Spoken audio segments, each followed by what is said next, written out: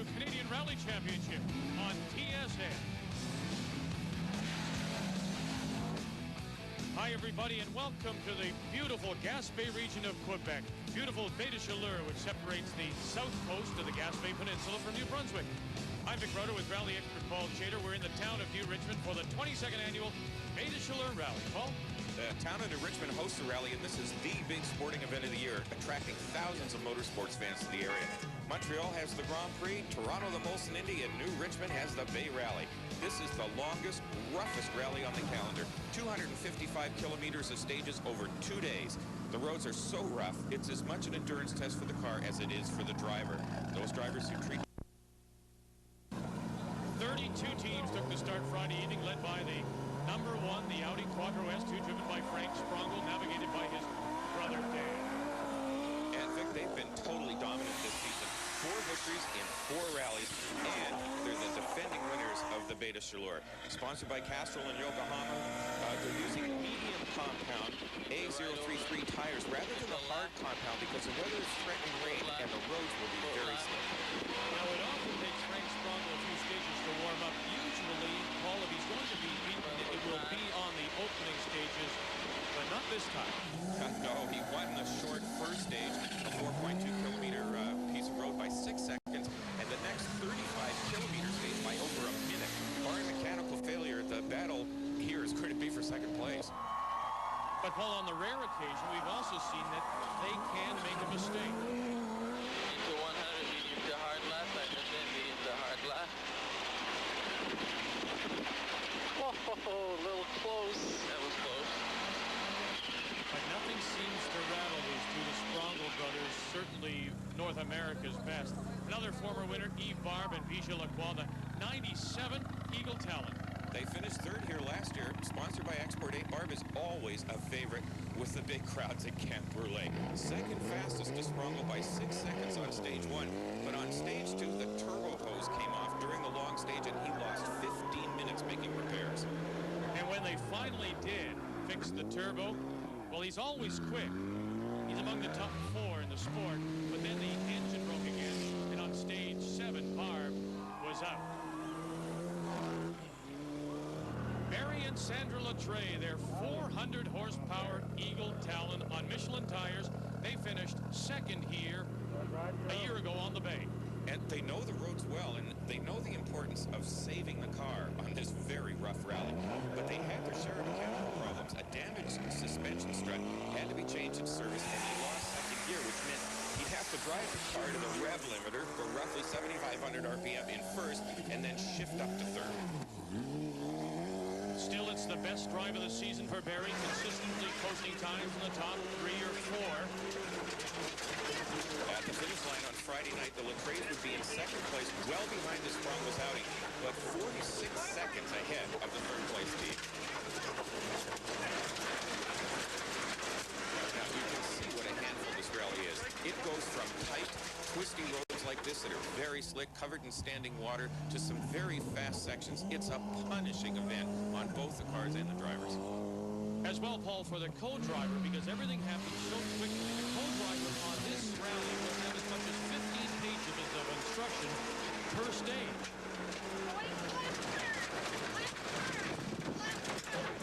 Now, see there, Sandra is yelling left turn, left turn, left turn, but not soon enough to warn Baie about the corner. He got the car sideways. He's now got it straightened out, but she's got so many pages of instructions, she can't turn them fast enough. Absolutely. She's going as fast as she can, but the thing here is, and look at now as they slide off, they still did well, though. They finished second in the stage, and 46 seconds ahead of the third place team.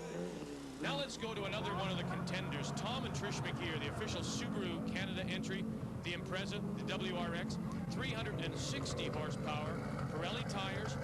They have finished second in each of the last 2 rallies, but they get off to a bad start here. Yeah, Vic, a rock hit their left front brake caliper, causing it to jam, which slowed the gears enough to drop 21 seconds on the first stage. With a long 35-kilometer stage before service, Tom had to removed the caliper and pinched the brake line. The makeshift repair caused them to drop even further, and they had to limp through the long stage with only rear brakes. The problem was fixed at the service, and Tom came back with a competitive time, but the damage was done, and they retired on the stage 4 with clutch failure.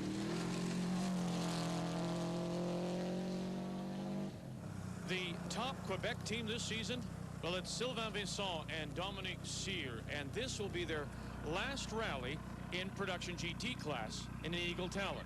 They're building a brand new Impreza, which should debut in September. And they're running on Yokohama tires. 4 rallies to date. They've finished second twice, third once, and fourth once. Second in the championship, and virtually locked up the production GT title. And ironically, they've also had brake problems. They completed one long stage with no brakes at all, if you can imagine. Sylvain has enough experience in this rally to know that in order to win on Saturday, you must survive Friday night. He and Dominique followed a conservative strategy.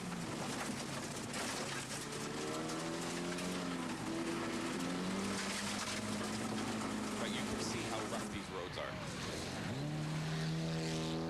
Cut the apex a little tight there. Then there's the team of Jean-Marc Alcaraz and Shirley Normandin, who just don't know how to drive conservatively. They're coming off their first podium finish last month in Alberta. The driver from Saint-Lambert-de-Lévis is also competing in the Quebec Provincial Championship. And they put on a great show for the fans. Look at this. I mean, there is no room for error either side. This is a very typical forest road, and then it changes rather rapidly to these very fast, very slick corners. The problem, though, that smoke coming out from under the front hood scoop meant overheating and an early retirement, though, for Jean-Marc. Another Quebec star is Jean-Sébastien Besnard with co-driver Philippe Brasseur. Besnard started the season well with a third place in Quebec City, but he hasn't scored since. Now, the weather has changed to rain when Besnard was on the start line. Although not a lot of rain fell, the clay roads just turned into grease. Now, do you think he would have changed his tire choice had he had a consistent rain, or would you just go with what you... Well, I think if it had started a little earlier, he was sitting on the start line, so he has no choice now. He has to run this stage on the tires he chose. And as the rally made a Chaleurs near the end of day 1, many of the favorites were already out. McGear, Barb, Sylvain Eriksson, Joel Goulet. But the Sprongel brothers, their Audi ran faultlessly, surviving the pounding and leading the rally after 7 stages by 7 minutes and 20 seconds. The remaining cars in the top 5 all within 2 minutes, so the fight is for second. The Canadian Rally Championship on TSN is brought to you by Subaru, the beauty of all-wheel drive, and by Yokohama Performance Radials. Yokohama, now you've got control.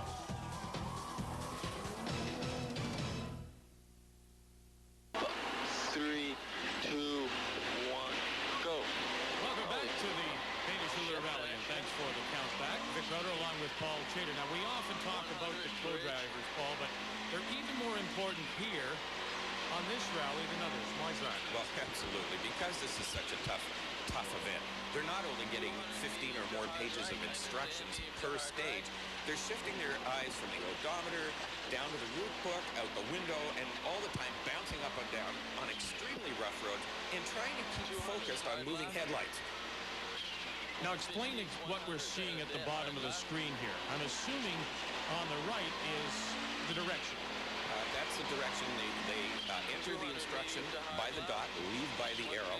The far left number is the distance, total cumulative from the start of the stage. And the second number, the .29, is the distance between the last instruction. So they can adjust their odometers if there is a slight error from wheel spin or whatever. Now, to give you an idea of just how difficult the rally is, 3 teams had to withdraw because of severe motion sickness. Dominique Cyr, for example, continued, but she was dehydrated.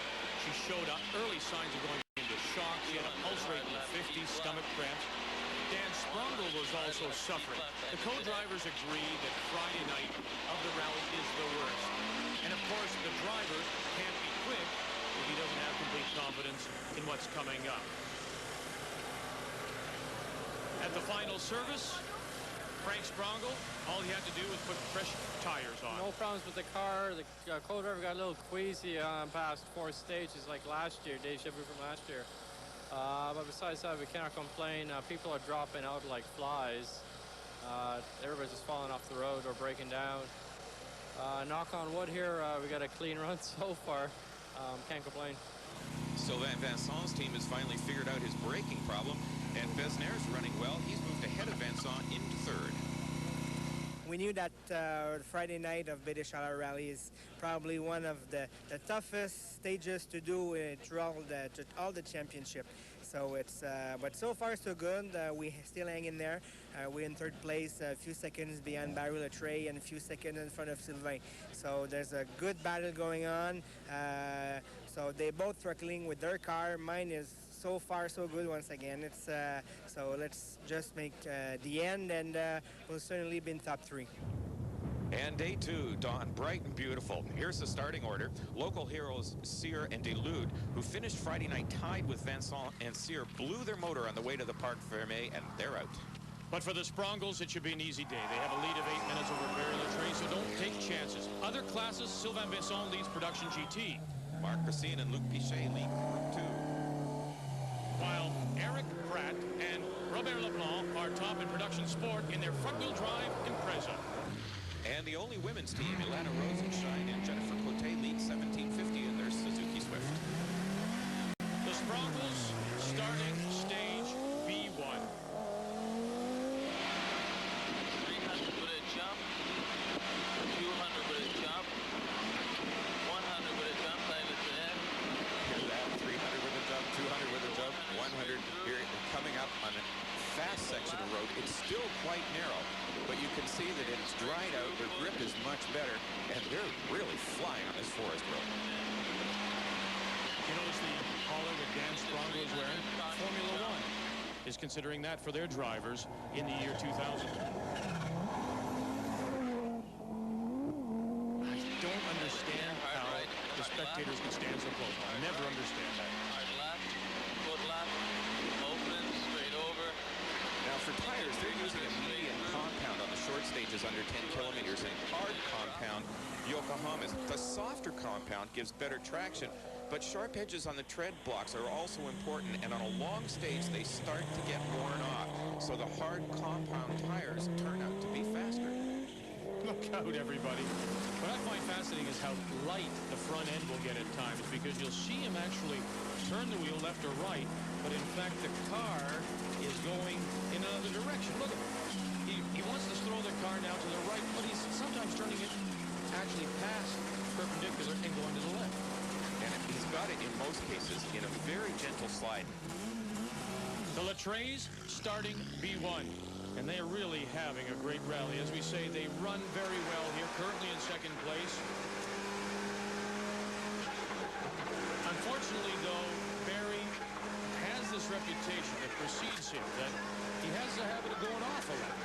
Sometimes he's also had some rotten luck as well, but you can always count on him to push hard. The team of Besner and Brasseur trailing Latrey by 46 seconds after day 1. On this first stage, he'd take back 7 and then 11 seconds on the next one from the Latreys.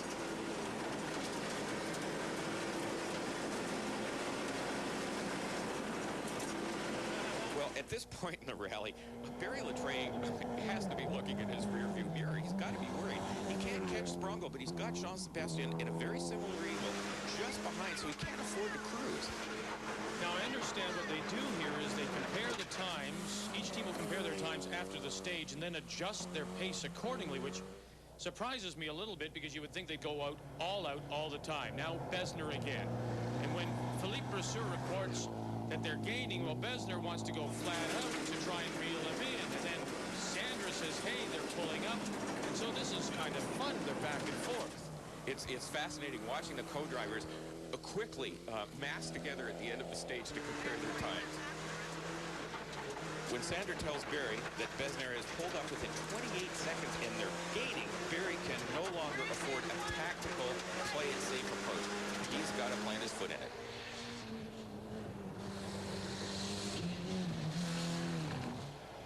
And Sylvain Vincent in the less powerful production GT class ignores the temptation to race two Eagles just ahead of him. He and Dominique set a pace that will get them to the finish line. Mark Racine in a Honda must be thrilled to be this high up. You know, a lot of his success has been because faster teams have broken, and he doesn't want to join them. John Painter in 6th is the top-placed Subaru. He wants to reel in the Honda just ahead, and the upcoming rough stages are where the tough all-wheel drive Legacy will really be able to make up some time. There are 2 other Subarus still running. Eric Pratt is 8th overall, leading his production sport class, which will be good for a $1,500 payday if he can hold on. And Eric Tremblay in the Impreza RS, 10th overall, after a terrible first night, but he is flying now. Posting time second only to Sprongel on the second stage.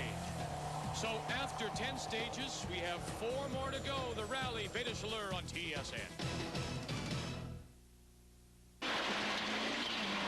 Welcome back to the Baie Chaleurs rally here on TSN as Dan Sprongel and Frank continue to lead. However, the most interesting battle is right now for second place between Ontario's Barry Letray and Quebec's Jean-Sébastien Besner.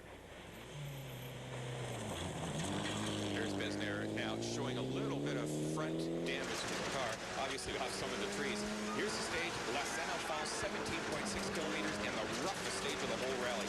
That's Letray on top, Besner on the bottom. The other top teams elected to take it easy, save their cars. These two were racing for position and would come first and second on the stage, but at a very high cost. Now, there's something to keep in mind as you see the times here. Letray lost second gear. So he's driving most of this tight, twisty stuff in first gear. And again, the RPM is 7,000 plus, and that's only good for about 65 kilometers per hour.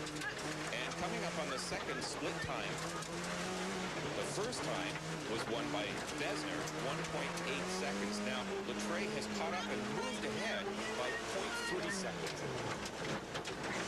Does he get a bit of advantage here, having lost that second gear and being really stuck in first with those RPM? Is this maybe a good break for him? Not at all. When you've lost the gear, it doesn't matter what kind of road you're on. It is a disadvantage. Now, as this road really gets rough, Letray moves ahead by 8 seconds. And he thinks now, as well as losing a gear, he might be losing a tire. The right rear going flat. By the end of the stage, though, he'll discover he's lost the whole rear strut, and he's really driving on just 3 wheels. Besner, well, he hit the skid plate hard enough to cause an oil leak. Man, these two are absolutely knocking themselves out. And you hear the cars are now making some noises they didn't earlier. Finish line, Letray wins by 2.3 seconds. He had the satisfaction of beating Sprongel on this stage by 46 seconds.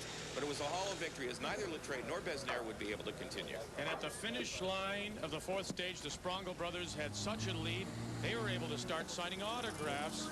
No complaints about the rough roads. The stages were fine, a little different conditions from last night.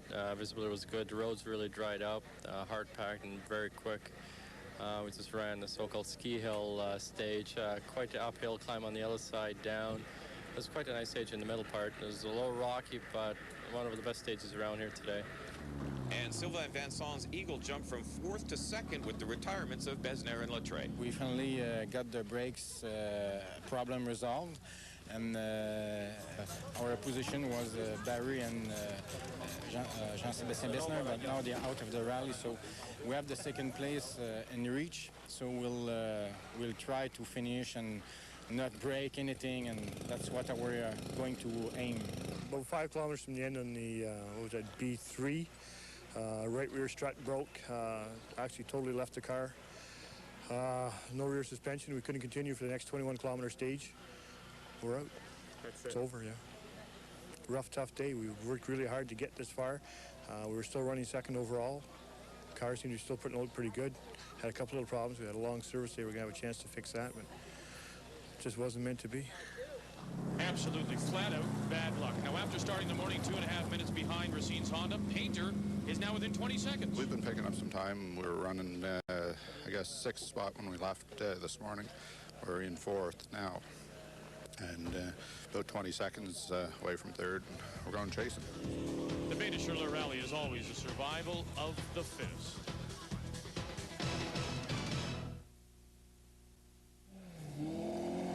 You want to know why rallying is so popular? Because the crowds of spectators great show at the Baie de Chaleurs Rally.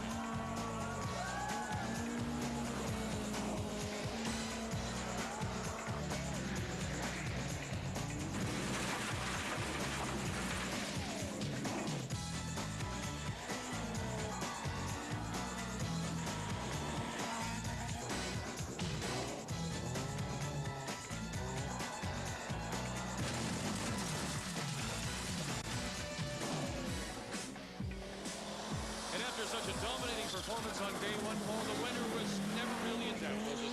No, it wasn't. The Sprongles won by over 16 minutes, and so far a perfect season. They're 5 for 5, and the only open class car to finish the event. And maybe that says more about this rally than anything else and how difficult it is. And how important preparation and having an immaculately prepared car is. Very strong vehicle in very capable hands. There is a very high attrition rate. Only 9 cars finished of the 32 that started. The Sprongles win it easily. They're 5 for 5. In production GT class, Sylvain Vincent and Dominique Cyr win again their 4th podium finish in 5 events. Racine and Pichet had a career best 3rd overall while winning the Group 2 class for modified 2-wheel drive cars. Eric Pratt and Robert Leblanc won production sport and 7th overall, good enough for $1,500 from Subaru and free drinks for a year in St. Alphonse. Rosenshine Cote, they win $1,750. Oh, the weekend was great. We had 0 problems. Audi makes a fabulous car. I got to thank Castle Yokohama for excellent car, no problems. And Four-Star Motorsports for building a car reliable. Just to put gas into it all weekend and just drove. We are very happy. We have finished 2nd place. So for the championship, it's a big point. So we're pretty happy with that. Couldn't be better. 3rd, first time in National I'm doing a podium. I think that it's my birthday, so it's my present for me. Happy birthday. Frank Sprongo, it's been a birthday for him all 5 races as he leads the championship. As we take a look at the top 10. TSN's coverage of the Baie de Chaleurs Rally has been brought to you in part by Subaru, the beauty of all-wheel drive, and by Yokohama Performance Radios. Now, you've got control. On behalf of Paul Chater and our entire crew, thanks for joining us. The Subaru Canadian Rally Championship is here.